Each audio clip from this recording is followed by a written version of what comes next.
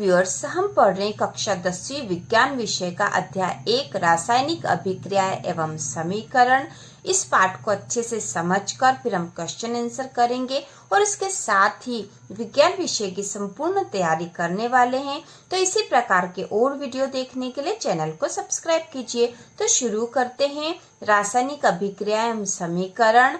अपने दैनिक जीवन की निम्नलिखित परिस्थितियों पर ध्यान दीजिए और विचार कीजिए कि क्या होता है। तो ये जो परिस्थितियां दे रखी है हमारे दैनिक जीवन की है, जिनको हम अच्छे से जानते हैं।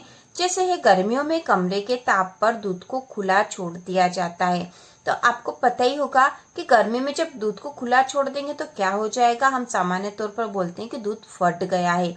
तो गर्मी में जब दूध को खुला छोड़ देते हैं तो उसमें रासायनिक अभिक्रिया हो जाती है और दूध परिवर्तित हो जाता है। लोहे का तवा, तसला, कील को आर्द्र वायुमंडल में खुला छोड़ दिया जाता है। तो जब ऐसे खुला छोड़ते हैं तो हमें पता है आर्द्र वायुमंडल मतलब नमी वाले वातावरण में छोड़ देंगे तो उस पे कीट आ जाती है। अंगूर का किण्वन हो जाता है। भोजन पकाया जाता है। हमारा शरीर भोजन को पचा लेता है। हम सांस लेते हैं। तो इन सारी जो क्रियाएं हो रही है उसमें कुछ कुछ परिवर्तन होता है। तो इन सभी परिस्थितियों में प्रारंभिक वस्तु की प्रकृति तथा पहचान कुछ न कुछ बदल जाती है। पदार्थ के भौतिक तथा रासायनिक परिवर्तनों के बारे में हम पिछली कक्षाओं में पढ़ चुके हैं। जब कोई रासायनिक परिवर्तन होता है तो हम कह सकते हैं कि एक रासायनिक अभिक्रिया हुई। तो ये सारे जो उदाहरण दे रखे हैं इनमें रासायनिक परिवर्तन हो रहा है। तो हम यहाँ कहेंगे कि रासायनिक अभिक्रिया हुई है, क्योंकि जो प्रारंभिक वस्तु थी वह कुछ क्रिया होने के बाद फिर बदल गई है। इसके बाद यह उदाहरण बताया गया है जहाँ पर जो मैग्नीशियम रिबन है उसको जलाया जा रहा है और ये चिमटा है, इससे पकड़कर मैग्नीशियम रिबन को जलाएंगे। ये बर्नर है जिससे जलाया जाएगा, इसमें से आग निकलेगी और जब ये जलेगा तो मैग्नीशियम ऑक्साइड बनेगा और वो यहाँ नीचे वॉच ग्लास में मैग्नीशियम ऑक्साइड यहाँ इकट्ठा हो जाएगा। तो जब हम मैग्नीशियम रिबन को जलाएंगे वायु की उपस्थिति में, यहाँ वायु होना जरूरी है। वायु की उपस्थिति में जब मैग्नीशियम रिबन को जलाते हैं तो ये मैग्नीशियम ऑक्सीजन से क्रिया कर लेगा और मैग्नीशियम ऑक्साइड बन जाएगा। तो एक रासायनिक परिवर्तन हुआ है। इसके बाद रासायनिक अभिक्रियाएं जब होती है तो क्या क्या होता है हम देख लेते हैं। किसी भी प्रेक्षण की सहायता से हम निर्धारित कर सकते हैं कि एक रासायनिक अभिक्रिया हुई है। तो ये अवस्था यदि होती है, ये परिवर्तन यदि होते हैं तो हम कहेंगे कि रासायनिक अभिक्रिया हुई है। तो क्या क्या होगा। अवस्था में परिवर्तन, रंग में परिवर्तन होगा, गैस का निकास या उत्सर्जन हो सकता है और तापमान में परिवर्तन। तो इन चारों में से कोई सी भी एक परिस्थिति होगी तो हम कह देंगे कि यहाँ पर रासायनिक परिवर्तन हुआ है। यदि हम अपने आसपास हो रहे परिवर्तनों को देखें तो पाएंगे कि हमारे चारों ओर विविध प्रकार की रासायनिक अभिक्रियाएं हो रही है। अध्याय में हम विभिन्न प्रकार की रासायनिक अभिक्रियाओं और उनके प्रतीकात्मक निरूपण का अध्ययन करेंगे। अब यहाँ पे रासायनिक समीकरण क्या होता है, जो कि इसका अगला टॉपिक है। रासायनिक समीकरण तो जो हमने अभी अभिक्रिया देखी थी, जहाँ मैग्नीशियम को ऑक्सीजन की उपस्थिति में जलाया गया था और मैग्नीशियम ऑक्साइड बना था। यदि उस अभिक्रिया को हमें लिखना हो शब्द समीकरण के रूप में तो हम कैसे लिखेंगे। हम लिखेंगे मैग्नीशियम धन ऑक्सीजन और ये तीर का निशान लगा देंगे। तीर का निशान मतलब इन दोनों में क्रिया हुई और जो बना उसको हम तीर के निशान के इस तरफ लिखेंगे और यहाँ लिख दिया हमने मैग्नीशियम ऑक्साइड। जो पदार्थ या तत्व रासायनिक अभिक्रिया में भाग लेंगे उन्हें हम अभिकारक कहते हैं। रासायनिक अभिक्रिया में भाग लेने वाले तत्व अभिकारक है और रासायनिक अभिक्रिया से जो तत्व बनेंगे उन्हें हम कहते हैं उत्पाद। तो यह अभिक्रिया हमने देख ली थी और इसको हम शब्द समीकरण के रूप में इस प्रकार से लिख सकते हैं। अब हम पढ़ेंगे रासायनिक समीकरण लिखना। तो क्या रासायनिक समीकरण के निरूपण की इससे भी संक्षिप्त विधि है। शब्दों की जगह रासायनिक सूत्र का उपयोग करके रासायनिक समीकरणों को अधिक संक्षिप्त और उपयोगी बनाया जा सकता है, क्योंकि यहाँ जो समीकरण दे रखा है यह उस रासायनिक समीकरण का ही सूत्र के रूप में जब हमने लिख दिया तो इस प्रकार से लिखेंगे और यह बहुत आसान होता है। जैसे हमने मैग्नीशियम को ऑक्सीजन की उपस्थिति में जलाया था और मैग्नीशियम ऑक्साइड बना था, तो हमने मैग्नीशियम के स्थान पर उसका सूत्र Mg लिख दिया। धन O2 ये ऑक्सीजन है और इन दोनों की अभिक्रिया करके बन गया है मैग्नीशियम ऑक्साइड, इसे हम लिखेंगे MgO। तो इसे सूत्र के रूप में लिखने से और संक्षिप्त मतलब और छोटा हो जाता है। यहाँ पर ये ध्यान रखना है कि तीर के निशान के बाईं और दाईं ओर के तत्वों के परमाणुओं की संख्या की गिनती कर उनकी तुलना करें। ठीक है, अब हम यहाँ पे इनके तत्वों की गिनती करेंगे और तुलना करेंगे कि दोनों तरफ के तत्व बराबर है या नहीं, और यदि ऐसा नहीं है तो यह जो समीकरण है संतुलित नहीं होगा। ये उसी समय संतुलित होगा जब दोनों ओर के तत्व बराबर हो। तो देखो यहाँ मैग्नीशियम तो 1 है, यहाँ पे भी 1 है, यहाँ पे ऑक्सीजन कितने हैं, यहाँ पे 2 इसके परमाणु हैं, और यहाँ पे तो 1 ही हो रहा है। तो अब हमें यहाँ पे इसको संतुलित करना पड़ेगा। तो इसको संतुलन करने की क्या प्रक्रिया होगी वो हम आगे पढ़ेंगे, और तभी इसको साथ में ही संतुलित करेंगे। आगे है संतुलित रासायनिक समीकरण का महत्व। आपको द्रव्यमान के संरक्षण का नियम स्मरण होगा, जिसका आपने 9वीं कक्षा में अध्ययन किया था। ठीक है, 9वीं कक्षा में हमने पढ़ा था द्रव्यमान संरक्षण का नियम, और वह नियम था किसी भी रासायनिक अभिक्रिया में द्रव्यमान का न तो निर्माण होता है न ही विनाश। मतलब कोई भी रासायनिक अभिक्रिया होगी, द्रव्यमान जो अभिकारक का द्रव्यमान जितना था उतना ही उत्पाद का द्रव्यमान भी होना चाहिए। इसी का मतलब है कि किसी भी रासायनिक अभिक्रिया में द्रव्यमान का न तो निर्माण होता है न ही विनाश। तो यदि रासायनिक अभिक्रिया हो रही है तो उसमें जितने तत्व या परमाणु भाग ले रहे हैं उतने ही रासायनिक अभिक्रिया के बाद भी हमें मिलने चाहिए। अर्थात किसी भी रासायनिक अभिक्रिया के उत्पाद तत्वों का कुल द्रव्यमान अभिकारक तत्वों के कुल द्रव्यमान के बराबर होता है। दूसरे शब्दों में रासायनिक अभिक्रिया के पहले एवं उसके पश्चात प्रत्येक तत्व के परमाणुओं की संख्या समान रहती है। ठीक है, समान रहनी चाहिए संख्या। और यहाँ पे ऊपर जो समीकरण था उसमें समान नहीं थी, उसे किस प्रकार से समान करेंगे तो ये हम आगे करते हैं। यहाँ पे जो उदाहरण दे रखा है हम पहले देख लेते हैं। तो यहाँ पे दे रखा है शब्द समीकरण दे रखा है जिंक धन सल्फ्यूरिक अम्ल।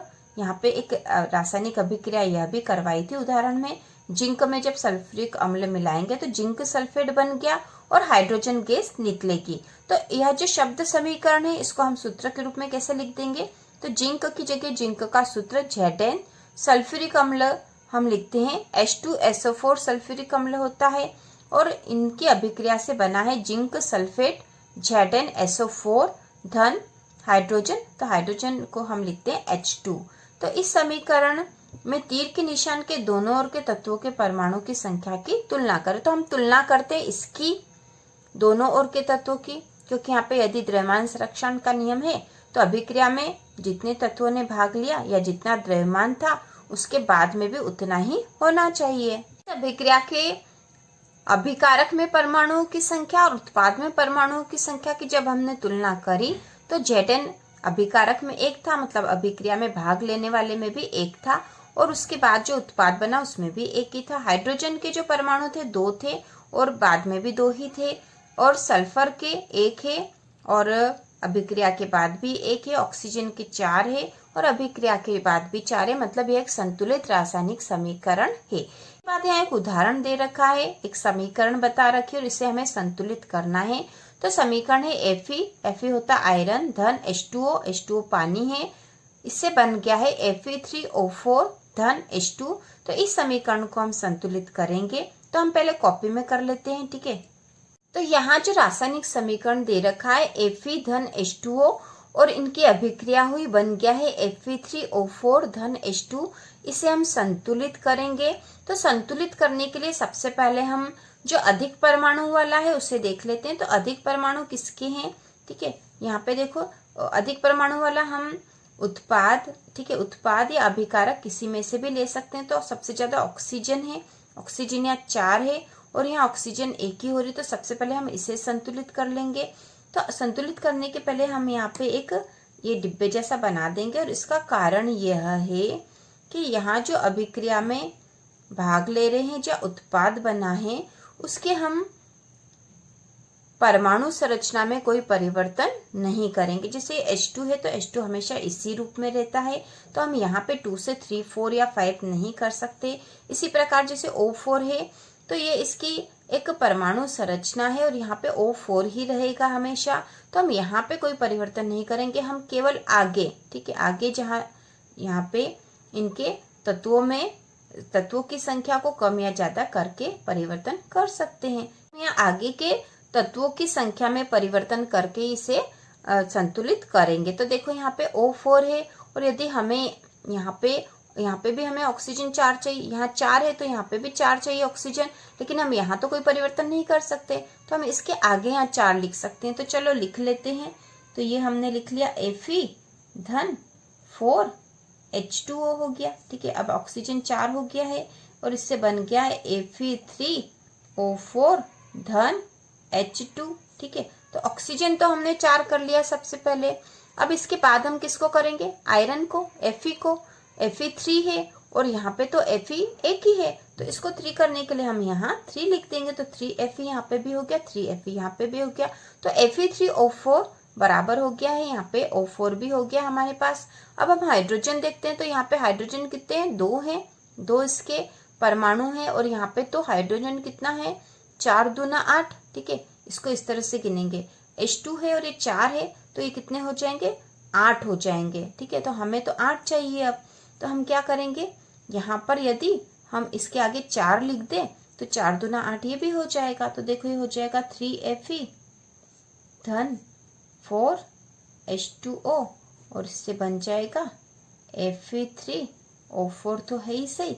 और हमें यहाँ पे 4 दूना 8 चाहिए, तो हम इसमें क्या कर देंगे, यहाँ आगे 4 लिख देंगे, तो 4 दूना 8 है ना। इसको इस प्रकार से गिनेंगे कि ये नीचे लिखा है ना H2, इसके 2 परमाणु हैं, तो 4 दूना 8 हो गए हैं, और यहाँ पे भी 4 दूना 8 हो गए हैं। ठीक है, अब ये एक संतुलित रासायनिक समीकरण हो गया, और संतुलित रासायनिक समीकरण हमें इस प्रकार से लिखना है। इसकी परमाणु संरचना में हम कोई परिवर्तन नहीं करेंगे, केवल आगे हम संख्याएं लिखकर इसको संतुलित करेंगे। तो यह उदाहरण हमने देख लिया है संतुलित रासायनिक समीकरण करना। साथ ही जब हमने मैग्नीशियम रिबन को जलाया था और जो रासायनिक समीकरण लिखा था वह था Mg+O2, और इससे बना था मैग्नीशियम ऑक्साइड MgO। तो इसको भी हम संतुलित कर लेते हैं। तो यहाँ देखो, यहाँ Mg एक ही है और यहाँ पे भी एक है। ठीक है, अब ऑक्सीजन यहाँ 2 है और यहाँ तो एक ही है, तो हमको तो यहाँ पे भी 2 चाहिए। ठीक है, तो बराबर होगा। तो हम क्या करेंगे कि यहाँ पे इसके आगे 2 लिख देंगे।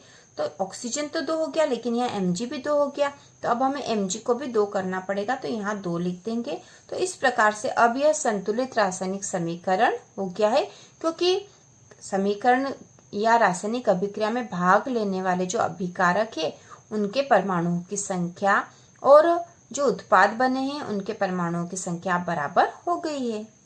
रासायनिक समीकरण के बारे में जो और महत्वपूर्ण चीजें हैं वो है, रासायनिक समीकरण को अधिक सूचनापूर्ण बनाने के लिए अभिकारकों तथा उत्पादों के रासायनिक सूत्र के साथ उनकी भौतिक अवस्था को भी दर्शाया जाता है। तो हम भौतिक अवस्था भी उनकी दर्शा सकते हैं साथ में, और उसके कुछ जो है उसके कुछ सिंबल है जो हम लिख देंगे तो हम समझ जाएंगे कि गैस है, लिक्विड है, या द्रवीय अवस्था या एक्वस है, या फिर ठोस। ठोस के लिए एस लिखते हैं, सॉलिड। ठीक है, ठोस को इंग्लिश में सॉलिड बोलते हैं, इसलिए ठोस के लिए एस लिख देते हैं।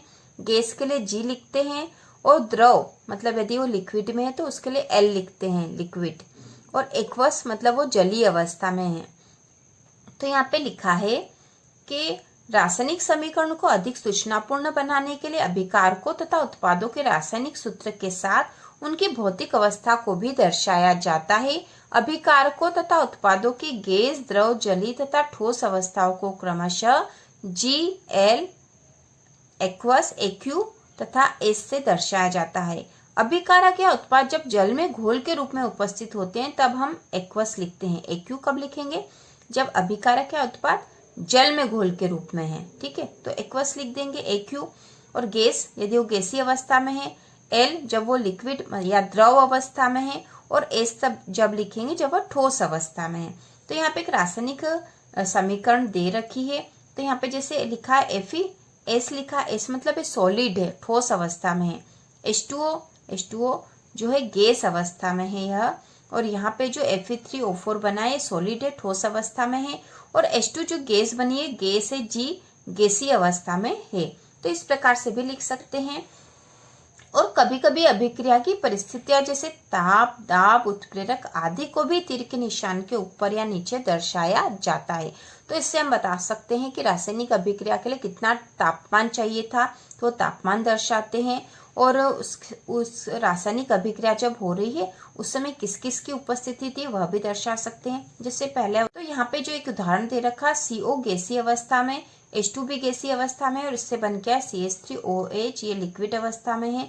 तो ये अवस्था तो देख ली हमने, लेकिन यहाँ तीर के निशान के ऊपर 340 ATM, तो ATM जो है दाब है, ठीक है, इतने एटमॉस्फेयर जो है दाब पर यह अभिक्रिया होगी। इसके बाद जो दूसरा उदाहरण दे रखा है ये तो आपको पता ही होगा, 6CO2 प्लस 12H2O। तो यह जो अभिक्रिया कहाँ होगी, सूर्य के प्रकाश में और क्लोरोफिल की उपस्थिति में, ये दोनों उपस्थित होंगे तो ही यह अभिक्रिया होगी। और इससे बनेगा C6H12O6 plus 6O2 plus 6H2O। तो यह प्रकाश संश्लेषण की अभिक्रिया है जो कि पौधों में होती है और ये हमने पिछली कक्षाओं में भी पढ़ी थी। तो इस प्रकार यहाँ पर हमने रासायनिक अभिक्रिया क्या होती है, रासायनिक समीकरण लिखना, रासायनिक समीकरण का महत्व, ये सारी चीजें पढ़ ली है। इसके बाद हम अगले पार्ट में रासायनिक अभिक्रियाओं के प्रकार पढ़ेंगे। तो इसी प्रकार के और वीडियो देखने के लिए कक्षा 10वीं की संपूर्ण तैयारी के लिए चैनल को सब्सक्राइब कीजिए।